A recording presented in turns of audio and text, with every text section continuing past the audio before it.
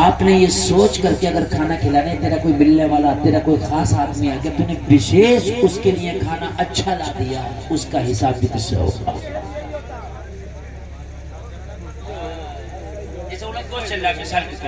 ठीक है, आपने उसमें बोटियां कुछ ज्यादा डाल के ला दी कि यार मेरा मिलने वाला है, जरा भाई नीचे से दे दे, जरा बोटियां निकाल के, तूने दे दी, इसका हिसाब तुझसे होगा। किसी दूसरे का हक तू इसके लिए क्यों लेके आया है?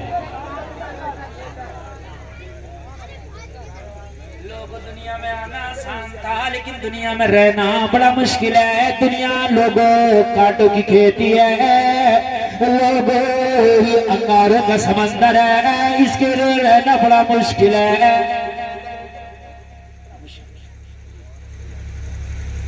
हमारे रामपुर में एक आलिम के मौलाना, गालिबन उनका नाम था मौलाना इरशाद राम। क्या नाम था? मौलाना इरशाद राम। बहुत बड़े आदमी, सादा सुदा रहते, नाम इतना था कि सब जानते थे उन्हें, बहुत बड़े आलिम, लेकिन सब लोग मुलाकात नहीं कर पाए। ठीक है, आला हजरत को सब नाम से जानते हैं, लेकिन चेहरा नहीं देखा होगा आप लोगों ने।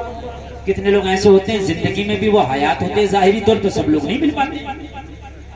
अच्छा, पहले वीडियो का जमाना नहीं था, वीडियो में देख लिया भाई, कुछ लोगों ने हमें सामने से नहीं देखा, वीडियो में देख लिया, फोटो में देख लिया, पहले ये सब चीजें थी नहीं। तो मौलाना इरशाद रामपुरी, सादा सुदा लिबास, वही पुराने से कपड़े, पहमद लगे कपड़े, है ना, और एक हाथ में डंडा रहता था और एक थैला, क्या रहता था? टाट का थैला। अब तो बेहतरीन बैग होते हैं हमारे यहाँ, सफारी का, अमेरिकन का, टूरिस्ट का, वीआईपी का, नहीं होता, बड़े हाई फाई होते हैं, लेकिन पहले थैला रहता था। ये पढ़ा के जाते हैं,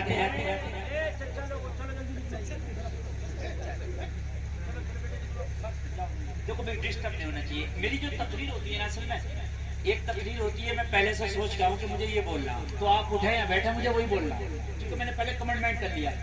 मैं जो तकरीर करता हूँ, मैं जब बैठता हूँ, जब सोचता हूँ कि मुझे बोलना है, आप जैसा सुनते हैं मैं वैसा ही बोलता हूँ। आप बहुत अच्छा सुनेंगे, खुदा की कसम बहुत अच्छा बोलूंगा, ये मेरे अंदर चीज है। आप बहुत अच्छा सुनिए, मैं बहुत अच्छा बोलूंगा। आप मत सुनिए, आप बातें कीजिए, इधर उधर देखिए, उठिए बैठिए, कोई उधर से उठ गए, इधर से उठ गए, तो जैसा आप सुनेंगे वैसे ही मैं बोलूंगा। बात समझ में आ रही है कि नहीं आ रही है? ये चीज है। इसलिए आप मोहब्बत से सुनिए, अच्छा सुनिए, मुझसे अच्छा बुलवाइए। तो मौलाना इरशाद रामपुरी पढ़ाते, और पढ़ाने के बाद में गोश्त वाले की दुकान पे जाते और शाम के लिए उससे गोश्त लेके जाते। क्या लेके जाते? तो वो गोश्त वाला क्या सोचता? सीधे साधे कपड़े, पुराना सा लिबास, एकदम सादगी भरा आदमी। अच्छा, गोश्त वाला एक ऐसी कौम है, एक ऐसी बिरादरी है, ये चेहरा देख के देता है। सही बता रहा हूँ मैं आपको, अन्ने खां फन्ने खां आए माए शाए वाले पहुंचे तो उनको बड़ा अच्छा देगा, और बेचारा सीधा साधा आदमी एक तरफ को खड़ा हो जाए तो उसे कहीं ना कहीं घपला कर ही देगा। हड्डियां भी होंगी, छिजड़े भी होंगे, दूध भी होंगे, पट्टे भी होंगे, सही बता रहा हूँ मैं। और जो तेज तर्रार आए माए शाए खान पान ये वो सब होगा तो उसके लिए बड़ा बेहतर देगा, ठीक है, वो गाली भी वक्त देगा नहीं तो, ठीक है, इससे भी हिसाब होगा मरने के बाद। तो मौलाना साहब बेचारे डंडा लेके थैला आगे बढ़ाते कि हमें गोश्त दे दो इतना, तो वो क्या करे, मौलाना को दे के आ गए मुल्ला जी, वो सीधे अट्ठे पट्टे सब उसके अंदर भरे, और भरने के बाद दे दे, मौलाना पैसे दे चले आए। बीवी रोज झगड़ा करे, हजरत क्या लाए, इतने बड़े वाले, हजरत क्या लाए? अरे चल पका ले, कोई अच्छा छाट के पका ले, चल कोई बात नहीं है। लड़ते नहीं उससे, झगड़ते नहीं, आलिम के समझदार थे, कोई बात नहीं है, मेरा हक मारना मैदानी मैशर में सब देना पड़ेगा। एक दिन दुकान पे गोश्त लेने के लिए खड़े थे, कोई दूसरा कस्टमर भी खड़ा था, उसने पहचान लिया मौलाना इरशाद है, एकदम सलाम करके हाथ चूम लिया। अरे हजरत आप कैसे? गोश्त वाला तड़प गया, मौलाना इरशाद।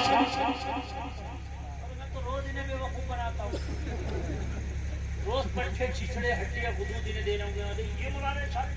अच्छा था, वो भी बोलता, जिसका नाम इतना बड़ा था, जाने वाला था, लेकिन चेहरे से नहीं पहचानता था। हाय हाय, आज तो सोचा यार मैं रोज घपला कर रहा था, ये वो हजरत है यार, मेरी भी तमन्ना थी मिल लूं। आज तो इतना अच्छा गोश्त दिया, इतना अच्छा दिया कि आज किसी को इतना अच्छा नहीं दिया जितना समझो है। अब जब लेके गई बीबी खुश, कहने लगी हजरत आज लाए हजरत ये गोश्त है, ये रोजाना किससे लाते थे, आज दुकान से लाए उससे लाया करे। कहने लगे एलिया शरीक आया जो जाए मोहतरमा उसी से लाया हूं जिससे रोज लाता था। कहने लगी रोज हड्डियां होती थी लेकिन आज बड़ा अच्छा। कहने लगे रोजाना बेवकूफ समझता था, आज पहचान लिया। तो कहने लगी हजरत अब पहचान लिया तो इसी से लाया करे। अल्लाह की कसम, हजरत ने कहा अपनी बीवी से आज आखिरी मर्तबा लाया हूं, आज के बाद इससे कभी गोश्त नहीं लाऊंगा।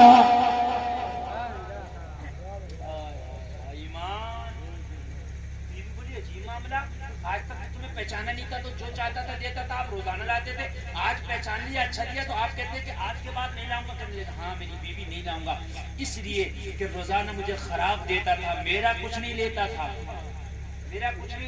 अपना ही नाम है माल भारी करता था। आज इसने इतना अच्छा दिया है कि दूसरों के हिस्से में का भी अच्छा हिस्सा मुझे दे दिया। मैं कहां बनाने मैशर में अपना नाम माल भारी करूंगा। अगर एक बोटी भी किसी के हिस्से की मुझे डाल दी तो मैं क्यों अपना भारी करूंगा। आज का होता तो क्या कहता, रोजाना मैं तो लाया करूंगा, किसी से भी जरूरत होती नाज़िम साहब गोश्त चाहिए मेरा नाम ले दियो उससे लाना है क्या नहीं है, मुझे जानता मेरा नाम ले दियो अच्छा दे। मेरे भाइयों अगर तुमने कुछ भी किया है तो उसका हिसाब देना। कहने लगे आज आखिरी बार लाया हूं, कहीं ऐसा ना हो कि दूसरों का हिस्सा अच्छा मेरे में डाल दे, पहचान लिया है इसलिए आज के बाद नहीं लाया। तुम जिंदगियां गुजार रहे हो, कितनों के हिस्से खा गए, कितनों के हक खा गए, कितनों के माल खा गए और अपने आप को चाबुक समझते हो, चालाक समझते हो। चालाक नहीं बेवकूफ हो। सबसे पहला मोहम्मद रसूलुल्लाह ने दुनिया में आके यही सबक दिया है कि भाइयों का हक भाइयों तक पहुंचाओ। हजरत हलीमा बयान करती है, दाई हलीमा जब मेरे नबी को गोद में लेकर के गई, कहती है मेरा एक बेटा और था उसका नाम अब्दुल्ला था, वो भी दूध पीता था, इसलिए मैंने मोहम्मद को मक्का से ले आई थी दूध पिलाने के लिए। अब मेरे दूध पिलाने के लिए दो बच्चे हो गए, एक मोहम्मद रसूलुल्लाह और दूसरा अब्दुल्ला। जब मैंने अपने बेटे मोहम्मद को दूध पिलाया तो मोहम्मद ने एक छाती का एक पिस्तान का दूध पी लिया। जब मैंने चेहरा बदल के और सेट बदल के दूसरा पिस्तान मोहम्मद के मुंह में दिया तो मोहम्मद ने दूसरा पिस्तान मुंह में डाल लिया। ये ऐलान कर दिया और मेरी माँ हलीमा एक पिस्तान पे मोहम्मद रसूलुल्लाह का हक है, एक पे अब्दुल्ला का हक है। बाबा जिंदाबाद, नारे तकबीर, नारे रिसालत, नारे गौसियत, मसलके आला हजरत हजरत अल्लामा मुफ्ती गुलफाम साहब किबला सरजमीन गुड्डा बरेली शरीफ जिंदाबाद। दूसरे कहा इसलिए मेरे नबी ने सबसे पहला पैगाम ये दिया, लोगों अगर तुम्हारे भाइयों का हक तुम्हारे ऊपर है तो हज बाद में करो, उम्रा बाद में करो। मेरे भाई पहले अपने भाइयों का हक अदा कर दो, ये हक हमेशा में तुमसे लिया जाएगा। वो औरत आई आका मुझसे जिना हो गया, नबी ने चेहरा फेर लिया, अर्ज किया आका मुझसे जिना हो गया, आपने चेहरा फेर लिया। तीसरी मर्तबा अर्ज किया आका मुझसे जिना हो गया, आपने तवज्जो फरमाई। गुनाह सब थे, इसकी सजा बड़ी सख्त है। कितनी सजा है इसकी?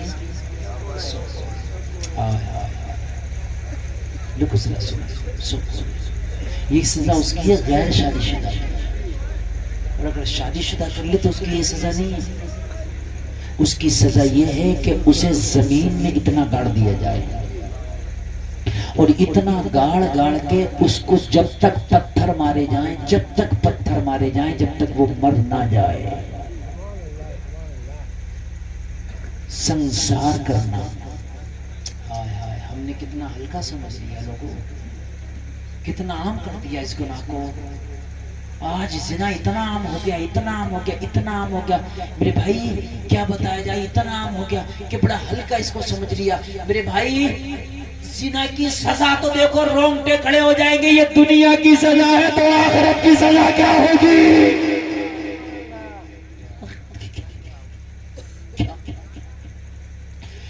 काश इस सजा के बारे में पता चले ना तो जिंदगी भर खड़े खड़े खड़े खड़े जिंदगी एक जगह गुजार दो, एक जगह गुजार दो, फाके से पूरी जिंदगी खड़े खड़े, लेकिन जिना की तरफ कभी तवज्जो ना करो। 30 मरतबा जब आका की बारगाह में अर्ज़ किया तो मुझसे गुनाह हो गया, मेरे नबी ने फरमाया ओ सहाबा इसके घर जाओ, पूछ के आओ इसका दिमाग तो ठीक है, पागल तो नहीं है। आका की बारगाह में सहाबा जो थे उनको हुक्म मिला, उस खातून के घर पहुंचे, उसका पता लगाया, पता चला दिमागी तवाजुन भी ठीक है, दिमागी तवाजुन भी खराब नहीं है। ओ लोगों आए आके शहादत दी या रसूल अल्लाह इसका दिमागी तवाजुन भी ठीक है। आका इसका दिमागी तवाजुन खराब नहीं है। जब सारी चीजें आका ने पता कर ली तो मेरे नबी ने हुक्म जारी किया, इसकी सजा संसार करना है, जाओ इसे पत्थर मार मार के हलाक कर लो। कितना सख्त मामला होगा। आका की बारगाह में जब उस खातून को ये सजा मिली तो रोई नहीं कि आका बहुत ज्यादा है, ये नहीं कहा कि या रसूल अल्लाह मुझे माफ कर देना, ये नहीं कहा ना, ये कहा कि आका ये सजा मेरे ऊपर ना जारी कराए ना, इसकी आका ये सजा मैं उठाने के लिए तैयार हूं, लेकिन मैदान महशर में मेरी माफी हो जाए।